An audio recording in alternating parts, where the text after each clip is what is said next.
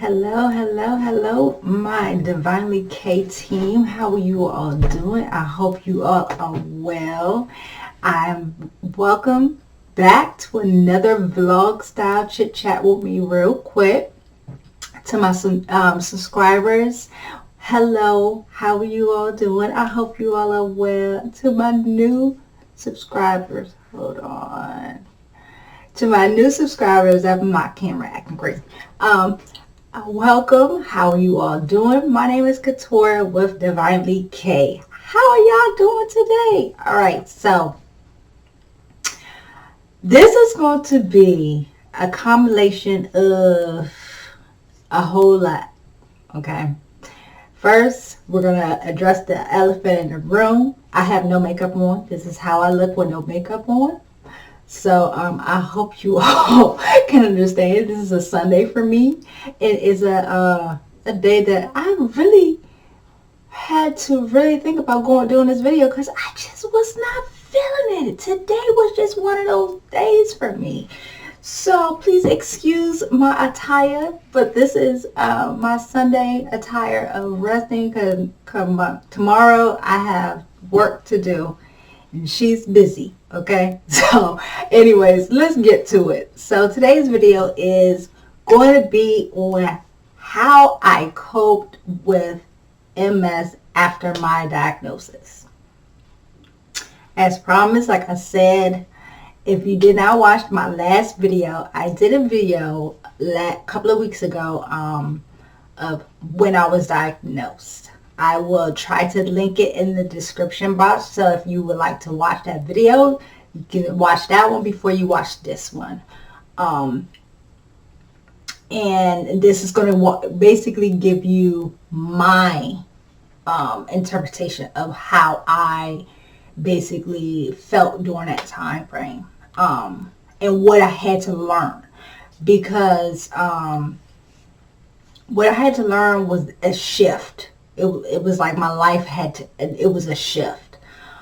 So basically, buckle up. It's not going to be too long, but we're going to get through it, and I'll give you a little bit of how I deal with it. Okay?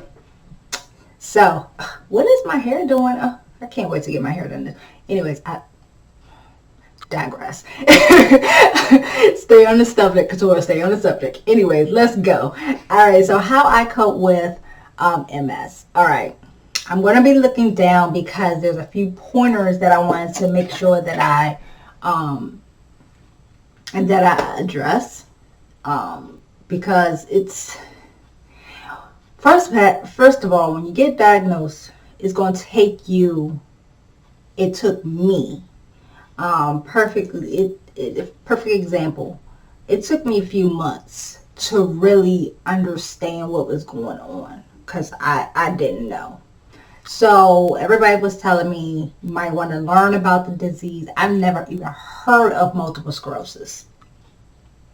Never heard of it. So I mean, you got a doctor telling you got X, Y, and Z, and then you never heard of it. So it's like, yeah. So that's where my take was with it. So that was my first thing. That's your first thing you want to do is learn about what it is. So once I learned that it is something that's going to attack my my central nerve center, that kind of was like, okay, so what's that? What did that encapsulate? You know, again, I had to learn about it. So one thing I found out that MS is unpredictable, and I had to adjust to that. I had to what do you mean it's unpredictable? And here's how. MS controls you. I am a person that like to have some sort of control in my life. I like to be in control of certain things. We all know that the only one that's in control and main control is God himself. Okay? That's just God himself. But I like to be in control of certain situations. MS, yeah, you might as well kick that right out the door. because MS is going to tell you, oh, I control you now. And I had to tell control, no, I control you. You don't control me. I control you. So I had to put that in my mind. But that took years for me to understand that, and I still deal with it, if that makes sense.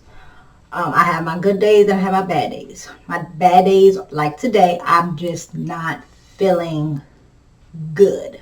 I'm just not feeling my best. I just want to be in my blanket, curled up, watch Lifetime.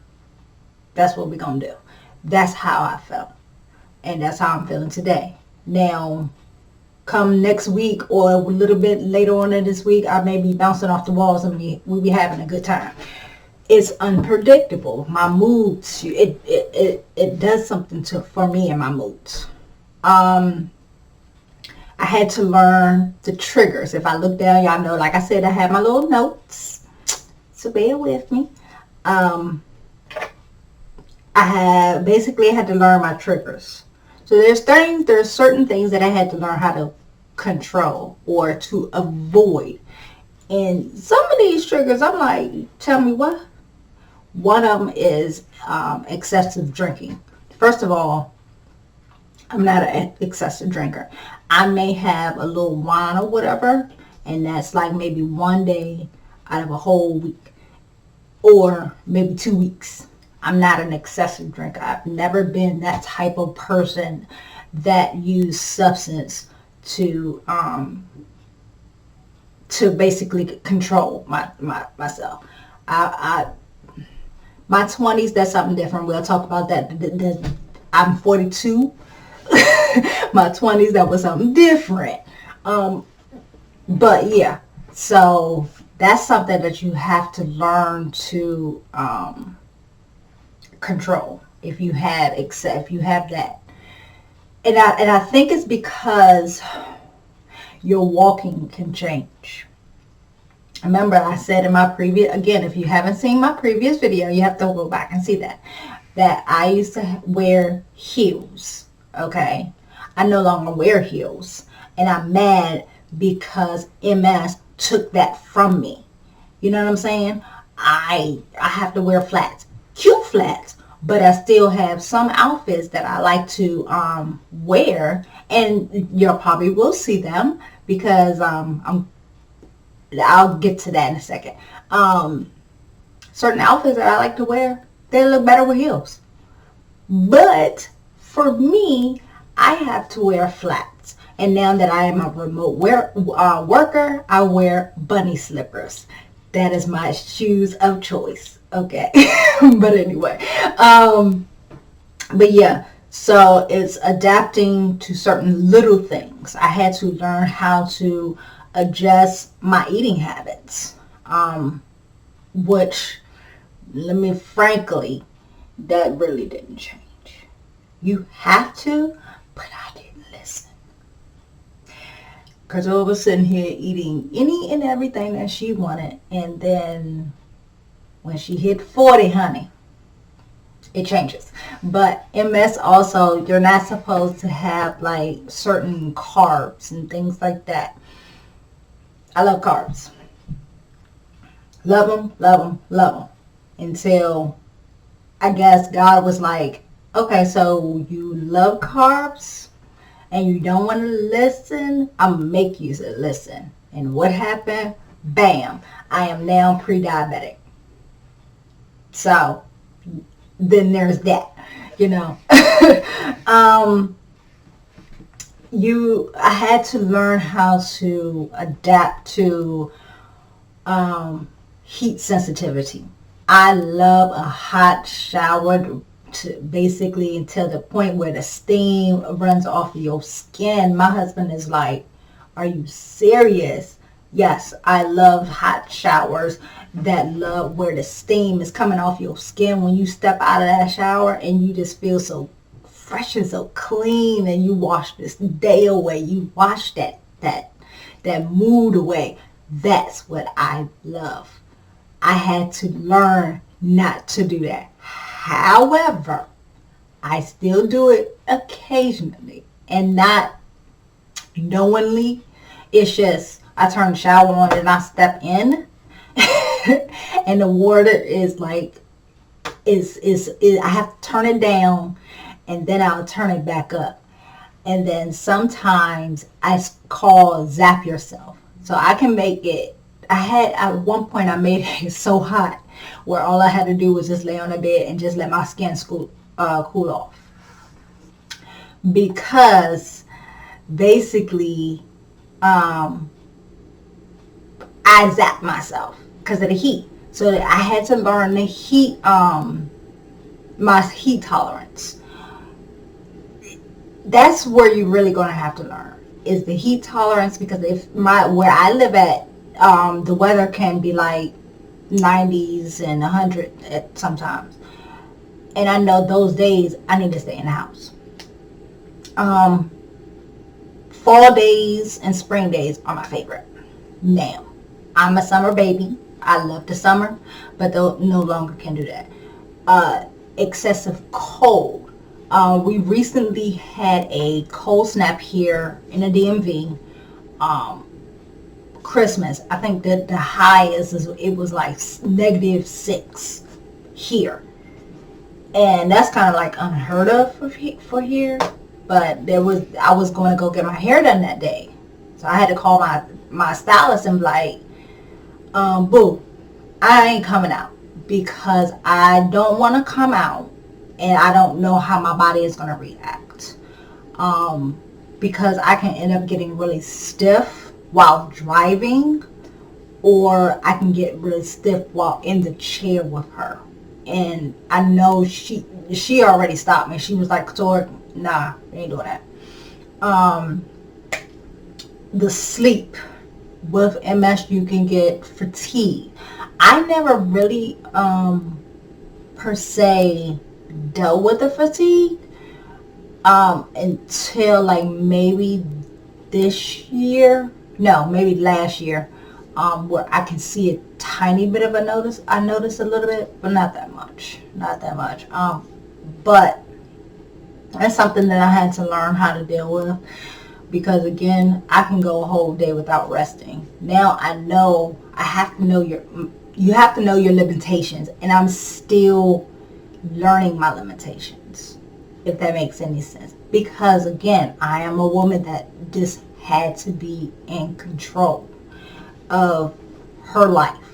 And it's the reason why I had to is because of my past. And I thank God that I'm no longer in that past. But, sorry. God has delivered me from so many things. I had to give God grace for that after I thought about that. If it had not been for him. Anyway, let me keep going. I had to basically learn my sleep, to get sleep. Like now, I probably look like I need some sleep. Yeah, I probably do, because like I said, I wasn't feeling well, so therefore I need some sleep. And the concealer is not helping, but it'll be okay. I think y'all would love to love me for who I am, just off of this is Couture has no filter. I really do not have a filter. And that's another thing I had to learn, but that's not MS. That's just in my 40s, and we're gonna have a segment on that too. I had to learn that if I had, infections, what it means. Like if I get an infection, again, I had to learn that. So, prime example, I had a hangnail infection. It turned into an infection. And so what I had to do was call my doctor and ask her, do I need any other medicine? She said no. But if I had I think pre-COVID, I had a lung infection. And so I had to go and get some antibiotics for that. So you have to really watch certain things so you won't get infection. Because remember, if you're taking the medicine, it's going to suppress your immune system. That's why I still wear a mask. I hate them things, but I don't want to get your code or your whatever you got, and then I get it, and then Lord forbid I'm in the hospital. That's how it's going to go, because I can have a relapse. So if y'all see me in the streets with a mask on, don't question. Just keep on going. We gonna rock it till we keep going. Viruses, prime example. I remember in my previous video I said that I had COVID. That was the worst thing ever. I also ended up getting, I would say, like a cold. A simple cold can turn into a relapse. A simple cold. Yeah. It has happened. Not all the time, but it has happened. That's why I said MS is very unpredictable. You have no controls. Again, those are the things that I had to learn to avoid. Then now we're going to talk about how I deal with it and how I still deal with it, because after being diagnosed, you're going to go through certain periods. I know I did. Not everybody.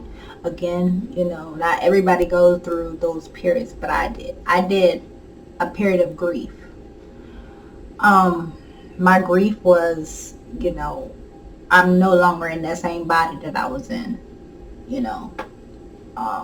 I no longer basically have control over certain things. It changes everything, and when I mean everything in your body, it changes everything. Anything that has to deal with your central nerve center in your whole body, that's your whole entire body from your head to your toes. If you get my drift, it changes everything, and you have to learn to adapt with it. And that's the grieving part of it. It's hard. It's hard. I went through the angry, I still go through that. I'm not going to even lie to you. I still go through that angry phase where I ask God, why? Why me? And I know, being raised in the church, not supposed to, question God. But I often do, and I ask God, and I'm tearing up because it's like, you know better not to question God. You got parents and grandparents that, well, not parents, but grandparents that was ministers and pastors. Come on now. Yeah. I still question, but then I realized, I heard a sermon, years ago, that God gives his strongest soldiers, the toughest battles. And I had to think, maybe I was one of those the tough soldiers that was able to handle this part of my life, this season. I look at it as a different season. If y'all hear my heat, which I should turn it off because I think it's like 70 degrees. Give me 1 second. We're going to turn the heat off. I know babe going to be downstairs probably like, why are you turning the heat off? Because it's hot up here. Didn't I say we got to learn the tolerance of heat? There you go. So, yeah, there we go. Turn my heat off. So, I love having, the fact that I can be upstairs in my office and turn the heat off. I mean, okay, there we go. I love technology at times. Sometimes I hate it, sometimes I love it. Anyways, the anger part is just, it's hard. It's really hard because there's days that I want to go out with my friends, or like now, pre-COVID, I was we went to, restaurants, and I was flying and this and that. That was all pre-COVID. Now COVID is here. It's like, I don't want to live in a bubble, but in the same token, I do want to live in one. And because I also have to deal with taking care of, other family members that is susceptible to, you know, illnesses and things like that, So it's hard. It's really, really hard. The fear of it all.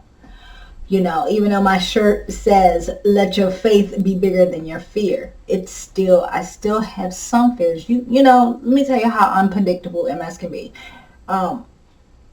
It can get to the point where it's like, am I going to make it to the bathroom? Just to be blunt. I'm very blunt. It can mess it up with your bladder. It can cause incontinence. And that's embarrassing as well as fearful, because I can be out somewhere and I better hurry up to the bathroom, and I know that's TMI, but I'm going to give you, like I said, I'm going to give you the good and the bad, period. And that's part of the bad, also part of the bad is, as y'all can see, I got my hair dyed. It changes your chemistry in your body. Because, I would say the medicine. The previous video that I had, I talked about medicine called Tecfidera that basically caused me to be on a cane. It also caused me to make my hair. I had to go totally natural. At one point, I was living that perm life. I'm not going to lie. I was living that perm life. And my hairdresser, she looked at my hair and she was like, okay, so we're going to have to make a decision. And I'm like, what do you mean we're going to have to make it? She said, your health is more important, but your hair is breaking off and falling out bad. And I was like, I love my hair. I love makeup. I love fashion. I love all of those things that makes couture, that makes me who I am, part of me, who I am. And I told her, I said, okay, cut it off. So I went into the salon for one thing and came out with a Toni Braxton haircut. At that point, my hair was down to about right here. But I went in from here, Toni Braxton. And that had to start my transition from chemical-based perm to natural. And you ain't gonna get me stopping for my color. But it takes it longer because once out on the medicine, it takes you longer for the color to process. So it might take somebody like maybe 30 minutes. It'll take me about an hour for the color to take hold. But my hair is natural. This is all my natural hair. And the good thing is, remember I said I was permed. My hair never looked any so much better. It don't look it now because I need to get it done. I get it done over this weekend. That's beside the point. But my hair has never been this long permed. Never. My cousin will sit up there and she will argue me down. She's like, you grow up, your hair was long. I was like, yes, but it was not permed when I was younger. So yeah, that's beside the point. But yeah, that's a part of the fear. It's like, what else is going to change? It's like, okay, so you took my shoes away. You took certain things away. It's like, what else you gonna take, man? Come on, just come at me all at one time.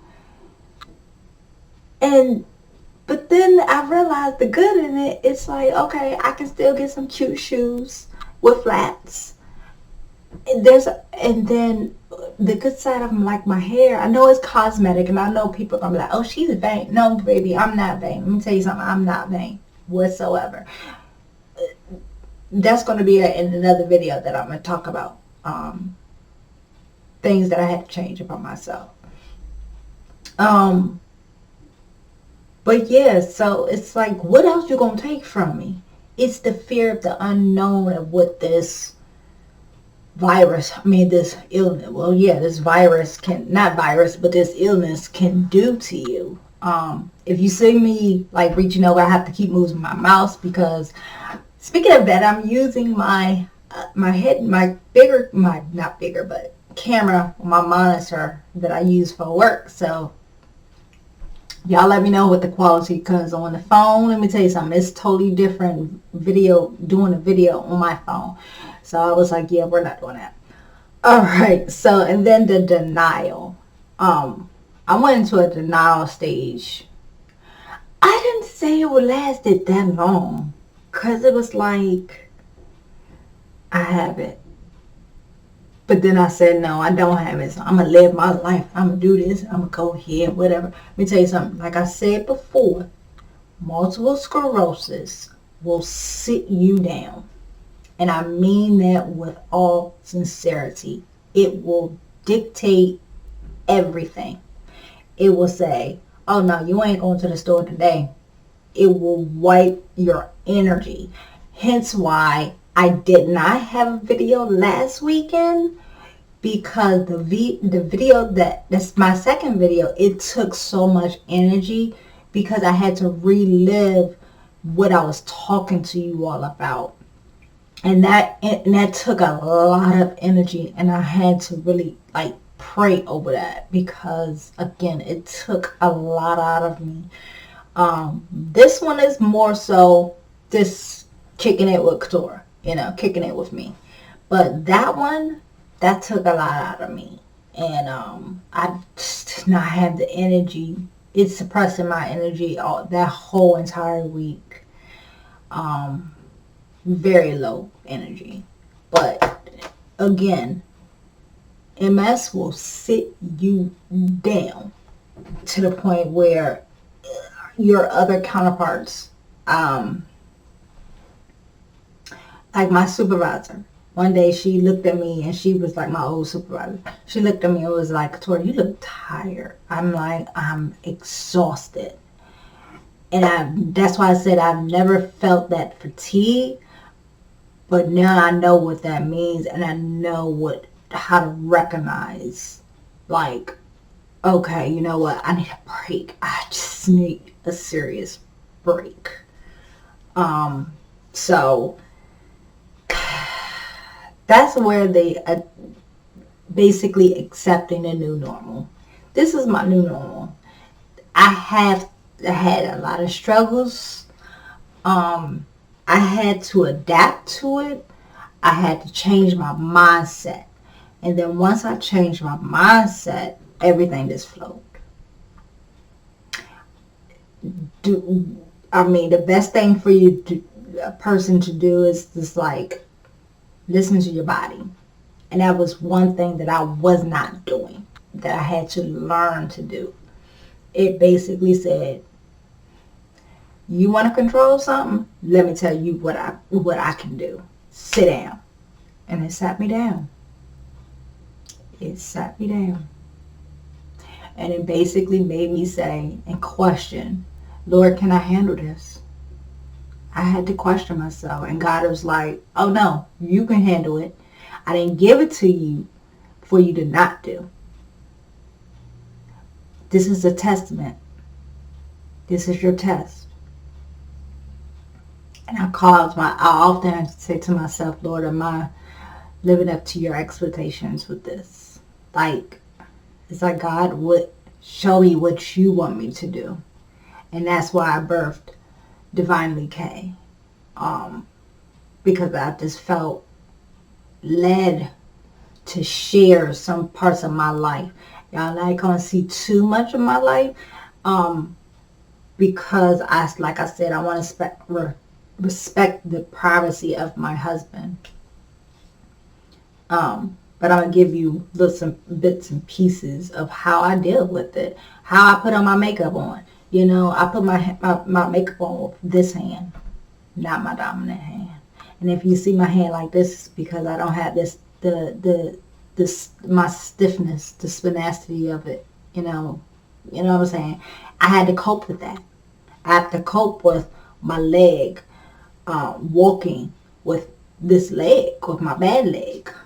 It feels like I'm walking. Imagine this. Imagine you have, you're walking fine with two legs, but I'm going to put a 30-pound weight on one of your legs. Just say a bag of potatoes. We're going to strap 30 pounds of potatoes on one leg. Try to lift that. One leg. Lift it. That's how I feel every day. So that gives you a taste of what it feels like getting out of the bed. Like, I want to do a get ready with me, but number one, y'all ain't gonna be in my bedroom. That's for me and my boo. No, I'm just joking. But it's certain parts of a get ready with me that I can do and that I will do. It'll probably be like chopped into one video. But I'm trying to work it out where it's like, because like I said, I don't have much function in this hand. So holding the camera in this hand and doing something with this hand is my dominant hand. Right now is my dominant because I'm a righty, but I'm doing everything with my lefty. Let me tell you, that training, baby. I can be the face with my left hand where I couldn't do it before, but I had to adapt to it. So I had to adapt to the new normal. Like, before I was always using my right hand. I could not put on no mascara to save my life with no left hand. I couldn't even write a letter with my left hand. But I'm adapting and trying to learn to do like certain things. Like, I have very good motion with this hand, but this hand, as y'all can see, this is how my hand works. So I had to adapt. So like, I can't lift it, like, this, but y'all see. So I had to adapt to certain things. So it's a tough battle, but I'm doing it. I'm making it. I'm here and I'm blessed, and I thank God every single day. Y'all just don't understand how much I thank God. Something's on my glasses. I need to get these glasses redone. Oh yeah, we need to get it done.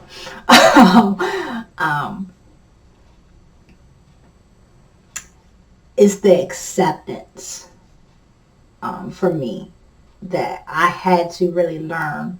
Because, like I said, being diagnosed, you're scared to talk to some people.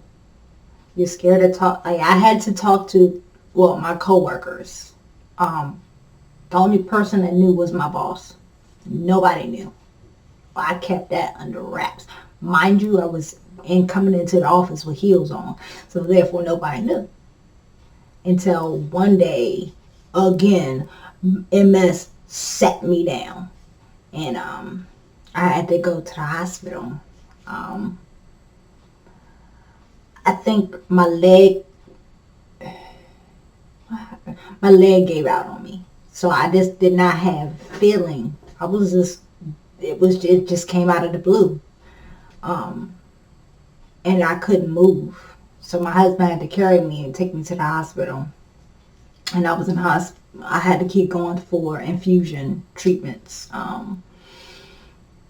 So I can get my body back. And so I ended up because my coworkers were so worried about me, they didn't know what was happening. All they knew was I was taking off for 3 days. My boss knew. but my team didn't know. And once I told my team, I had to break down and tell my team. But I told them, I said, this is strictly confidential.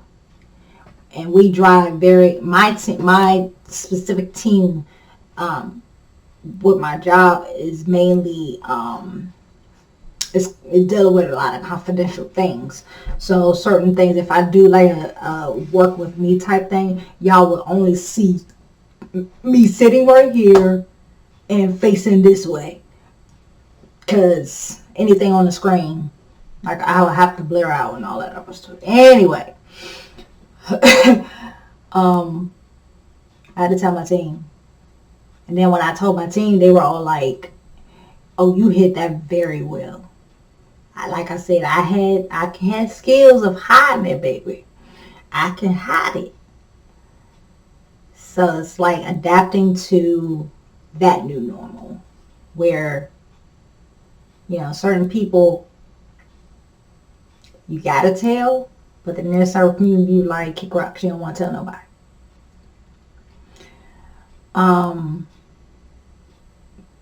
But I felt the need to basically share my journey with YouTube. I don't know why, but God led me to y'all. This is all based off of Him. So I hope what I'm sharing, everything that I'm sharing, convey, come out. Everything that I'm conveying is coming, from my heart and soul. And just know it's God leading me to share that part of my life, because I felt like outside of my family and closest friends, loneliness. But there could be somebody that's watching this video right now and saying, wow, if she can do it, I can do it. And that's with anything. It don't have to be MS. It can be anything. The only thing that I can say that I have to start doing is listening to my husband and getting back into working out. But that's beside the point. So yeah, but we can do this, and I know I can do this. So I hope you all have a wonderful day. Like I said, I hope this video was able to convey the things that needed to be, how I deal with it. I hope I was able to, like I said, show you a part of how I deal with it. This is not all of it. I just condensed it down to like maybe 30 minutes. So with that said, I hope you all have a great and wonderful week. I should be back next week. With something different though, so stay tuned. If you like this content, please subscribe, turn on that notification bell, and guess what, I would try to do my best to keep y'all entertained, because Lord knows I know it's hard. All right, you all have a blessed week and take care, okay?